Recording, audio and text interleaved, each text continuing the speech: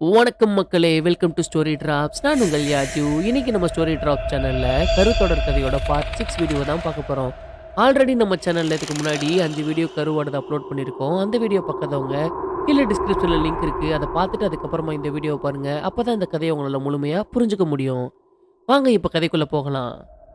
உங்கள் கண்களை மூடுங்கள், இக்குறளுக்கு உங்கள் கற்பனையில் உயிர் விடுங்கள். அத்தியாயம் 11.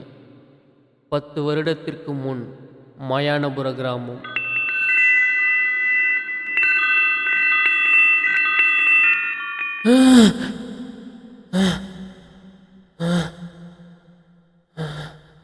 கட்டில்ல படுத்திருந்த பிரபாகரன் அதிர்ந்து போய் எந்திரிக்க, பிரபாகரன் இருக்கிற அந்த வீட்டை சுத்தியும் முத்தியும் பார்க்க, எங்க இருக்க, யார் வீடு இது? பிரபாகரன் கட்டிலுக்கு கீழே ஒரு பாயில கான்ஸ்டபிள் சங்கர் படுத்திருக்க, பிரபாகரன் கட்டில இருந்து கீழே இறங்கி பாயில படுத்திருந்த சங்கர் பக்கத்துல போய் மண்டியிட்டு உட்கார்ந்து அவரோட கன்னத்துல தட்டியபடி, சங்கர், சங்கர், சங்கர். கான்ஸ்டபிள் சங்கர் கண்ணை திறக்க முடியாம திறந்து அரை மயக்கத்துல, சங்கர் நீங்க ஓகே தானே? Are you alright? சங்கர் மறுபடியும் அன்கான்சியஸ் ஆக, சங்கர், சங்கர். அந்த நேரம் அந்த அறைக்குள்ள ஒரு வயதானவர் உள்ளவர அவரை பார்த்த பிரபாகரன், வைத்தியரே நீங்களா? இது உங்க இடமா? நாங்க இங்க எப்படி வந்தோம்? இன்னைக்கு காலையில இந்த ஊருக்கார பசங்க தான் 4 பேரு உங்க 2 பேரையும் தூக்கிட்டு வந்தாங்க. நீங்க அந்த காட்டு பகுதிக்குள்ள மயங்கி கிடந்ததா சொன்னாங்க. என்ன, நாங்க 2 பேரும் காட்டு பகுதிக்குள்ள மயங்கி கிடந்தோமா? பிரபாகரன் சற்று கண்ணை மூடி யோசிக்க,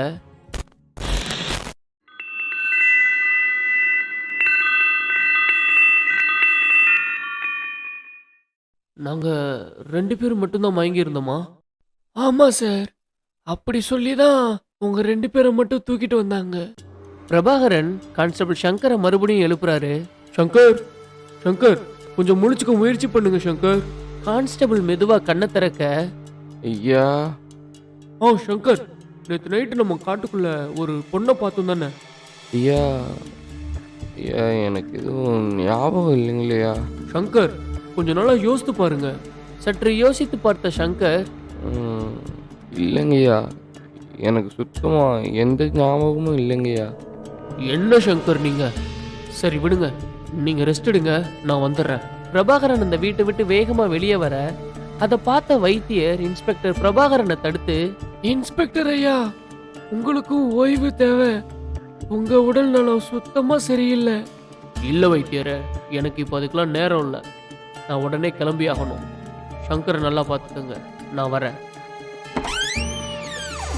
அந்த வீட்டை விட்டு வெளியேறின பிரபாகரன் மெல்ல ஓட ஆரம்பிக்கிறாரு. ஓட ஆரம்பிச்ச பிரபாகரன் அந்த காட்டு பகுதியை வந்து அடைகிறாரு. அந்த பட்ட பகலுலையும் காடே நிசப்தமா இருக்க, அந்த காட்டோட மைய பகுதியை நோக்கி நடக்க ஆரம்பிக்கிறாரு. மைய பகுதி அடைஞ்ச பிரபாகரனுக்கு கீழே சிந்தி கிடக்கிற இரத்தக்கரை கண்ணுல படுது. பிரபாகரன் அந்த இரத்தக்கரையை தொட்டு பார்க்கிறாரு. பிரபாகரன் மெல்ல அவரோட கண்களை மூடி யோசிக்கிறாரு.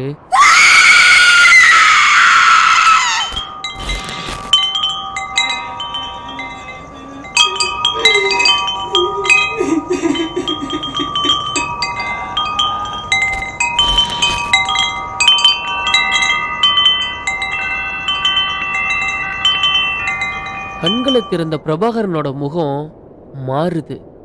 நேத்து நடந்த எல்லா சம்பவமும் பிரபாகரனுக்கு ஞாபகம் வருது. எனக்கு இப்போ எல்லாமே ஞாபகம் வருது. நேத்து நானும் சங்கரும் குவார்டர்ஸ்க்கு போகும்போது கேட்ட அந்த மணியோசையோட சத்தமும் ஒரு பொண்ணோட அழுக்குறல் சத்தத்தையும் கேட்டு நாங்க இங்க ஓடி வந்தோம்.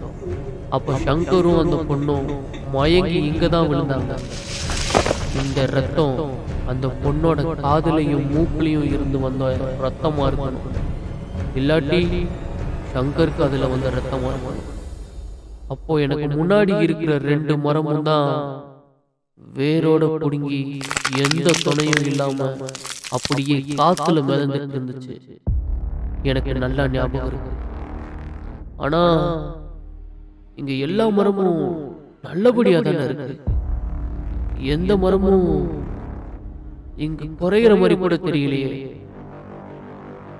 எனக்கு அதுக்கப்புறம் என்ன ஆச்சு? யார் வைத்தியர் வீட்டுக்கு கூட்டிகிட்டு போய் சேர்த்தா எங்களை? எங்களுக்கு முன்னாடி இருந்த அந்த பொண்ணுக்கு என்னாச்சு? ஆ, ஒரே குழப்பமா இருக்கே. ஐயா அந்த காட்டுக்குள்ள குழப்பத்தோட நின்ன பிரபாகரனை கான்ஸ்டபிள் சங்கர் பின்னாடி வந்து அவரை கூப்பிட, அதிர்ந்து போய் திரும்பின பிரபாகரன், நீங்களா? என்னாச்சு சங்கர்? உங்களை ரெஸ்ட் எடுக்க சொல்லிட்டு தானே வந்தேன். ஐயா ஸ்டேஷன்லேருந்து உங்களுக்கு ஃபோன் வந்திருக்குங்கய்யா. யாரு? நம்ம ஏட்டையா செந்தில் தாங்கய்யா. ஒரு கம்ப்ளைண்ட் வந்திருக்கு. கம்ப்ளைண்டா? என்ன கம்ப்ளைண்ட்? ஐயா அது வந்து நேற்று ராத்திரியிலிருந்து ஒரு மாசமான பொண்ணை காணாங்கய்யா. என்ன? பிரபாகரனும் கான்ஸ்டபிள் சங்கரும் அங்கிருந்து கிளம்புறாங்க பல கேள்விகளோட.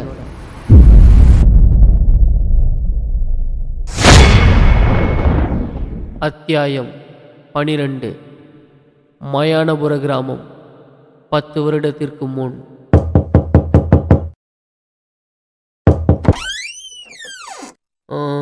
நீங்க தான் மருதா?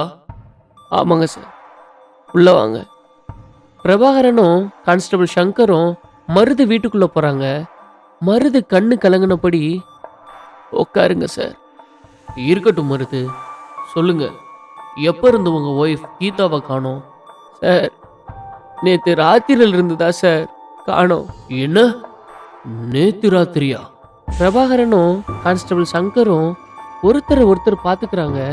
கொஞ்சம் டீட்டெயிலாக சொல்ல முடியுமா மருது? கடைசியா எப்போ உங்கள் ஒய்ஃபை பார்த்தீங்க? அவங்க காணாமல் போயிட்டாங்கன்னு உங்களுக்கு எப்படி தெரிஞ்சுது? சார், நான் பக்கத்து டவுனில் ஒரு இன்ஜினியர் வீட்டில் தான் டிரைவராக வேலை பார்த்துட்ருக்கேன். நேற்று சாயங்காலம் அவங்க அவசரம்னு ஃபோன் போட்டு கூப்பிட்டதால ஒரு 6 மணி போல தான் கீதா கிட்ட சொல்லிட்டு கிளம்புனேன். அதான் நான் கீதாவை கடைசியாக பார்த்தேன். அப்புறம் நைட்டு அம்மா கீதாவை சாப்பிட கூப்பிட்றதுக்காக ரூமுக்கு போயிருக்காங்க. அப்போ கீதா அங்கே இல்லை.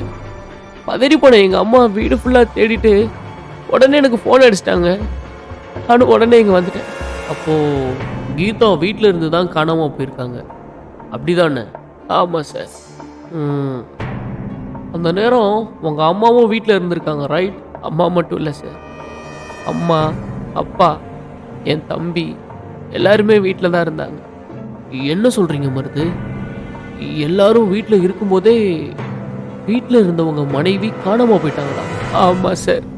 ஏன் நீங்கள் உடனே போலீஸ் ஸ்டேஷன் வந்து கம்ப்ளைண்ட் கொடுக்கல? சார், எங்கள் ஊர் வழக்கப்படி ஊர் தலைவர்கிட்ட தான் முதல்ல சொல்லுவோம். அதான் அவர்கிட்ட நைட்டே சொல்லிவிட்டு நைட்டு ஃபுல்லாக நாங்கள், ஊர் தலைவர், அப்புறம் ஊர்க்காரங்க கொஞ்சம் பேர் தேடிட்டு இருந்தோம். சரி, உங்கள் அப்பா, தம்பி, அம்மாவை கொஞ்சம் வர சொல்லுங்கள். அப்பா தம்பிலாம் கீதாவை தேடி போயிருக்காங்க. நான் இப்போ தான் ஸ்டேஷனில் கம்ப்ளைண்ட் கொடுத்துட்டு வீட்டுக்கு வந்தேன் அம்மாவை பார்க்க. வீட்டில் அம்மா மட்டும்தான் இருக்காங்க. அவங்களும் நேற்று கீதா காணாமல் போனப்போ சாமி அறைக்குள்ளே போனவங்க இன்னும் உள்ளதாக இருக்காங்க. கொஞ்சம் உங்கள் அம்மாவை வர சொல்லுங்களேன் மருது, விசாரிக்க வேண்டியது இருக்குது. இதோ கூட்டிகிட்டு வரேன் சார், கொஞ்சம் வெயிட் பண்ணுங்கள். மருது அந்த இடத்த விட்டு நகர்ந்து போக, அப்போ பிரபாகரன் சங்கர் கிட்ட, என்ன சங்கர் இப்படி சொல்கிறாங்க? உங்களுக்கு நேற்று ராத்திரி நடந்த எதுவுமே ஞாபகம் இல்லையா? இல்லைங்கய்யா, நானும் எவ்வளவோ முயற்சி பண்ணி பார்த்துட்டேன். எவ்வளோ யோசிச்சாலும் ஞாபகமே வரல. சாமி அறையிலிருந்து மணி சத்தம் கேட்க, அதை கேட்ட கான்ஸ்டபிளுக்கு ஒரு மாதிரி தலைவலி வருது.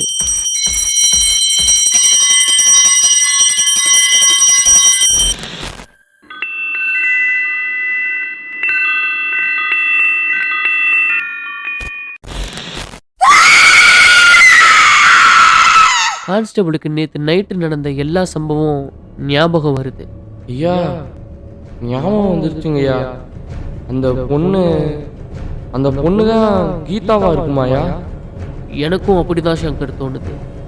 நேற்று நைட்டு காப்பாத்துங்கன்னு சொல்லி நம்ம முன்னாடி வந்தது அந்த பொண்ணுன்னு தான் நினைக்கிறேன். இன்ஸ்பெக்டர் பிரபாகரனுக்கும் கான்ஸ்டபிள் சங்கருக்கும் ஒரு தெளிவு கிடைக்குது. ஆனாலும் நம்ம கண்ணு முன்னாடி வந்த அந்த பொண்ணை காப்பாற்ற முடியலையேன்னு முகம் வாடுது. அந்த நேரம் சாமி அறையிலிருந்து மருதும் அவங்க அம்மாவும் வெளியில வர்றாங்க. சொல்லுங்கம்மா, நேற்று ராத்திரி என்ன நடந்தது? ஐயா, நேத்து சாயங்காலம் என் மகன் கிளம்புனதும் ரொம்ப சோர்வாகி இருக்குன்னு சொல்லிட்டு ரூமுக்குள்ள போய் படுத்துட்டாங்க ஐயா. அதுக்கப்புறம் வெளியவே வரல. எனக்கும் சமையல் கட்டுல வேலை பண்ணிட்டு இருக்கும் போதே ஒரே தலை சுத்தல். ஒரு 5 நிமிஷம் கிச்சன்ல அசந்து உட்கார்ந்துட்டேன். இருந்தாலும் கொஞ்ச நேரத்துல சமையல் வேலையெல்லாம் முடிச்சு என் மருமகளை சாப்பிட கூப்பிட்டு போனேன். அங்க ஆளே இல்லைங்கய்யா. இத சொன்ன அந்த அம்மா ஓன அழுக ஆரம்பிக்கிறாங்க. பிரபாகரன் அவங்கள சமாதானப்படுத்துற விதமா, உங்க கஷ்டம் எனக்கு புரியுதுமா, நீங்க கவலைப்படாதீங்க, அவங்கள கண்டுபிடிச்சிடலாம். சண்டாளி, அவ மாசமா இருக்கான்னு தெரிஞ்ச உடனே தலைப்பாட அடிச்சுக்கிட்டேனையா. கருவை கழிச்சிடலான்னு என் மகனும் மருமகனும் தான் கேட்க மாட்டேன்னு சொல்லிட்டாங்க. அம்மா, பழசெல்லாம் விடுங்கம்மா, அவளை கண்டுபிடிக்கிறதுக்கான வழியை பார்க்கணுமா. அவளுக்கு அதெல்லாம் ஒன்றும் ஆயிருக்காதுமா. மருது, அவங்களுக்கு எத்தனாவது மாசம் இது? 7வது மாசம் சார். மருதும் அவங்க அம்மாவும் ஓன அழுக ஆரம்பிக்கிறாங்க. அப்ப எதையோ யோசிச்ச பிரபாகரன் கான்ஸ்டபிள் சங்கர் கிட்ட, சங்கர், 7வது மாசம்னா கண்டிப்பா உங்க வயிறு பெருசா தானே இருந்திருக்கணும். உங்களுக்கு நேற்று ராத்திரி பார்த்த பொண்ணுக்கு அப்படி இருந்த மாதிரி ஏதாவது ஞாபகம் இருக்கா? சற்று யோசிச்ச கான்ஸ்டபிள், ஐயா, எனக்கு அந்த அளவுக்கு டீப்பா எதுவும் ஞாபகம் இல்லைங்களையா. என்ன சங்கர் நீங்க? ம், மருது, கீதா ஃபோட்டோ இருக்கா? அதை பார்க்கலாமா? இருக்குங்க சார், இதோ எடுத்துட்டு வரேன். மருது அவருடைய கல்யாண ஆல்பத்தை எடுத்து அதில் இருக்கிற கீதா ஃபோட்டோவை பிரபாகரன் கிட்ட காட்ட, அதை பார்த்த பிரபாகரன் கான்ஸ்டபிள் சங்கரை பார்க்க, கான்ஸ்டபிள் சங்கரும் பிரபாகரனை பார்க்க, பிரபாகரன் மருது கிட்ட, சரி ஓகே மருது, நீங்கள் கவலைப்படாதீங்க, நாங்கள் அவங்கள கண்டுபிடிக்கிறோம். உங்கள் அப்பா தம்பி வரவும் ஸ்டேஷனுக்கு வர சொல்லுங்கள், அவங்களையும் விசாரிக்கணும். நாங்கள் கிளம்புறோம். பிரபாகரனும் சங்கரும் அந்த வீட்டை விட்டு வெளியே வர, பிரபாகரன் சங்கர் கிட்ட, கண்டிப்பாக இந்த ஃபோட்டோவில் பார்த்த மருது மனைவி கீதாவும் நேற்று நைட்டு நாம் பார்த்த அந்த பொண்ணும் ஒன்றும் இல்லை சங்கர், 2 பேரும் வேற வேற. ஆமாங்கய்யா, எனக்கும் அப்படிதான் தோணுது. ஆனால் சங்கர், எனக்கு ஒரு சந்தேகம். நாம் தேடுற அந்த மர்மமான நபர் ஒரு பையனா இல்லாமல் ஒரு பொண்ணா இருந்தா, அந்த பொண்ணு நேற்று ராத்திரி நாம பார்த்த அந்த பொண்ணா இருந்தா? ஐயா, ஆமாங்கய்யா, அதுக்கு நிறையாவே வாய்ப்பு இருக்குங்கய்யா. அப்படி அந்த 2 பேரும் பேசிக்கிட்டு இருக்கும்போதே அந்த ஊர்க்காரங்க எல்லாரும் வேக வேகமாக ஓடிக்கிட்டு இருக்காங்க அந்த இடத்துல. அப்படி ஓடிக்கிட்டு இருக்கிறவங்கள ஒருத்தவங்கள பிரபாகரன் கூப்பிட்டு, என்னாச்சு, எங்கே ஓடிக்கிட்டு இருக்கீங்க எல்லாரும்? அப்படி பிரபாகரன் கேட்டதும் அதுக்கு அந்த நபர், ஐயா ஐயா அது வந்து என்ன என்ன சொல்றீங்க? அந்த நபர் சொன்னதை கேட்ட பிரபாகரன் ஷாக்காக, பிரபாகரன் கான்ஸ்டபிள் சங்கர் 2 பேரும் அங்கிருந்து அந்த கூட்டத்தோட கூட்டமா ஓட ஆரம்பிக்கிறாங்க. அந்த கூட்டம் ஒரு இடத்துல போய் நிக்க, அந்த இடமே ஒரே கூட்டமா இருக்கு. அந்த கூட்டத்தை பிரபாகரன் விலக்கிக்கிட்டு உள்ள போறாரு.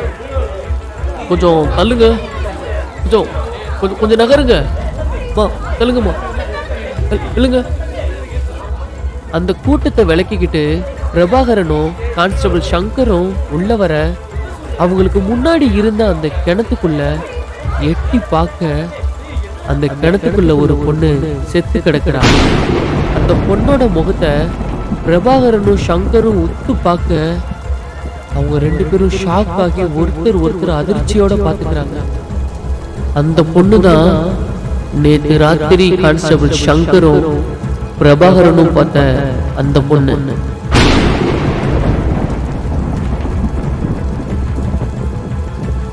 இந்த கிணத்துல இப்ப செத்து கிடக்குற இந்த பொண்ணு உண்மையிலேயே யார்?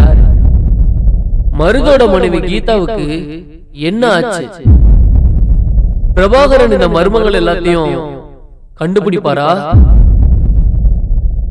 இனி வரும் அத்தியாயங்களில் தொடரும்.